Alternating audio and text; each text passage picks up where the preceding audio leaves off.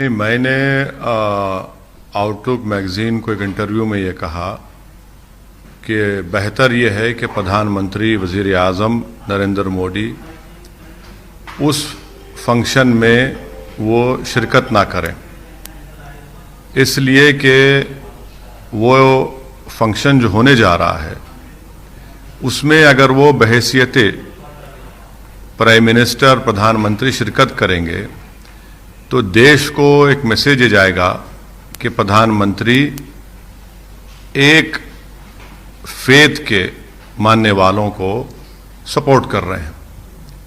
अगर वो ये कह देते हैं कि मैं जा रहा हूं अपनी इंडिविजुअल कैपेसिटी में, तो उनको कोई उस पर क्वेश्चन नहीं करेगा। यकीनन हर प्रधानमंत्री को अगर वो किसी मजहब को मानता है तो उसको उस पर मजहब पे चलने का पूरा इख्तियार है, मगर प्रधानमंत्री एक कॉन्स्टिट्यूशनल हेड भी हैं। प्रधानमंत्री एक संविधान से जुड़े हुए हैं और वो संविधान का सेकुलरिज्म से, बेसिक स्ट्रक्चर से उसका ताल्लुक है। और अगर प्रधानमंत्री वहां पर जाएंगे बहैसियत प्रधानमंत्री, तो यकीनन ये एक मैसेज जाएगा कि प्रधानमंत्री एक बिलीफ को और एक फेथ को प्रमोट कर रहे हैं। इसीलिए मैंने कहा कि प्रधानमंत्री को जाना है, इंडिविजुअल कैपेसिटी में जाए, उसका लाइव टेलीकास्ट ना कराएं, उस पर कोई रोक टोक नहीं है। प्रधानमंत्री यकीनन हम जानते हैं कि उनका रिलीजन क्या है, कोई ऐसा नहीं कि नहीं जानता, मगर अब बहैसियत प्रधानमंत्री आप जाएंगे वहां पर, उससे यह गलत मैसेज जाएगा। परेशानी यह है कि प्रधानमंत्री हैं वो, और देश का कोई रिलीजन नहीं है। क्या भारत का कोई रिलीजन है? क्या गवर्नमेंट ऑफ इंडिया का कोई रिलीजन है? कोई रिलीजन नहीं है। भारत का रिलीजन कोई नहीं है। भारत का रिलीजन क्या है कि भारत उन तमाम रिलीजन्स को मानता है, भारत उन लोगों को ही मानता है जिनका कोई रिलीजन नहीं है, और प्रधानमंत्री उनकी गवर्नमेंट का भी यही होना चाहिए। यकीनन वो अपने मजहब पर रहे, कोई रोक नहीं सकता, मगर क्या गवर्नमेंट ऑफ इंडिया कोई मजहब है? बता दीजिए हमको, क्या गवर्नमेंट ऑफ इंडिया का कोई मजहब है? बता दीजिए। प्रधानमंत्री इस देश के मुसलमानों के प्रधानमंत्री हैं, हिंदुओं के भी हैं, दलितों के भी हैं, बैकवर्ड क्लास के भी हैं, सिखों के भी हैं, ईसाइयों के भी हैं, आदिवासियों के भी हैं, और उनके भी प्रधानमंत्री हैं जो किसी खुदा को नहीं मानते। प्रधानमंत्री इन सब के हैं। सबसे पहली बात तो यह है कि प्रधानमंत्री अगर जाना चाहते हैं वो पब्लिकली कह दें कि मैं अपने इंडिविजुअल कैपेसिटी में जा रहा हूं, और जब मैं जाऊंगा तो कोई टीवी चैनल उसको लाइव टेलीकास्ट ना करे। हमको इस बात का स्ट्रांग ऑब्जेक्शन है, क्योंकि भारत सरकार का कोई रिलीजन नहीं है। भारत सरकार का कोई रिलीजन नहीं है, इस मुल्क का कोई रिलीजन नहीं है, और प्रधानमंत्री इस मुल्क के तमाम लोगों की नुमाइंदगी करते हैं। नंबर वन ये।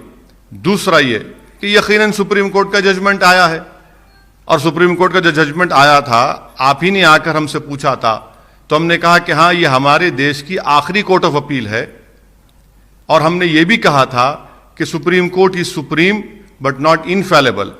इस बात को याद रखिए कि एडीएम जबलपुर का केस हुआ था, 40 साल बाद वही सुप्रीम कोर्ट ने कहा गलत केस था, गलत फैसला हुआ था।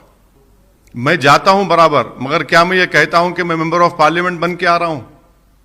मैं ये कह रहा हूं ना कि प्रधानमंत्री को, प्रधानमंत्री के कैबिनेट मंत्रियों को अपने अपने पसंद के मजहब पर चलने का पूरा इख्तियार है, चलिए। मगर क्या आप एक कॉन्स्टिट्यूशनल अथॉरिटी हैं? अगर आप असदुद्दीन ओवैसी को इस मुल्क के वजीर आजम से कंपेयर कर रहे हैं, तो मैं एएनआई का बहुत शुक्रिया अदा करता हूं कि आपने मुझे प्रधानमंत्री के मुकाबले में लाके खड़ा कर दिया, बहुत बहुत शुक्रिया। मगर मेरा बोलना यह कि प्रधानमंत्री देश का प्रधानमंत्री होता है। प्रधानमंत्री और प्रधानमंत्री की गवर्नमेंट का कोई मजहब नहीं होता। वो तमाम मजाहिब को सेलिब्रेट करते हैं, और जो नहीं मानता किसी खुदा को तो उसको भी सेलिब्रेट करते हैं। मेरा बोलने का मकसद एक ही है कि प्रधानमंत्री जाएं, अगर चाहते जाएं, मगर प्रधानमंत्री बहैसियत प्रधानमंत्री ना जाए, वो नरेंद्र मोदी बनकर जाए, और ये कह दें कि भाई जब मैं जा रहा हूं उसका लाइव टेलीकास्ट मत करिए आप। मैं पूरे देश से कहूंगा, आप क्यों मुझे खाली अपने कौम से कहने के लिए कह रहे हैं? मैं तो पूरे देश से कहूंगा कि उस जगह पर मस्जिद थी, उस 22 दिसंबर 49 की रात में चोरों की तरह उसमें मूर्तियों को रखा गया। उसको उस वक्त के कलेक्टर डीएम ने गलती की, पूजा की शुरुआत कर दी लॉक डालकर, ताले खोले गए, बगैर मुसलमानों को नोटिस दिए, और सुप्रीम कोर्ट को वादा करने के बावजूद भी सुप्रीम कोर्ट की इजाजत पर शिलान्यास हुआ और 6 दिसंबर को बाबरी मस्जिद को शहीद कर दिया गया। हम यही कहेंगे कि वहां पर हमारी मस्जिद थी, वहां पर हमारी मस्जिद रहेगी। आज आप जो जगह पर काम करने जा रहे हैं, वहां पर 500 साल तक मस्जिद थी, वहां पर हमने हय्या अलस सलाह और हय्या अलल फलाह की सदाएं दी। ये हम बोलते रहेंगे। मैं मर भी जाऊंगा तो मैं वसीयत करके जाऊंगा कि ये याद दिलाते रहो देश के तमाम लोगों को कि वहां पर मस्जिद थी और 6 दिसंबर 1992 को उस मस्जिद को शहीद कर दिया गया।